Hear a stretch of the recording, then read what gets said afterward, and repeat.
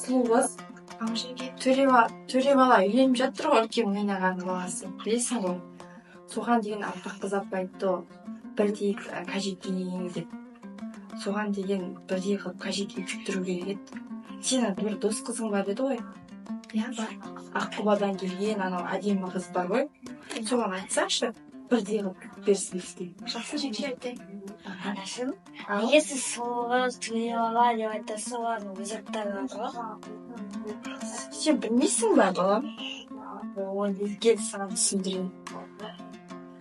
Балам, бұл деген әдемі дәстүр, біздің дәстүріміз. Атадан балаға, ұрпақтан ұрпаққа жалғасып келе жатырған дәстүр. Оны сен біліп жүруің керек. Ертең жігіт болып өсіп келе жатсың. Ертең сен де үйленесің, көзді ашып жұмғанша. Сол кезде сенің де келіншегің бауырларыңа ат қою керек. Солай ғой. Мысалы, мен де кішкентай бала болдым сендей. Кезінде әжемнің ерке қызы болдым. Маған жеңгелерім ерке қыз деп ат қоятын. Әжем ерке қызы боласың. Бір жеңгем мені қара көз дейтін еді. Менің мына көзімдегі қара шығып қап-қара болған. Сондықтан мені қара көз деп атаған. Ол біздің әдемі дәстүріміз. Ол жаңа түскен келіннің мына сол семьяға, сол жанұяға деген сыйластығы, көргенділігін білдіреді, тәрбиесін білдіреді.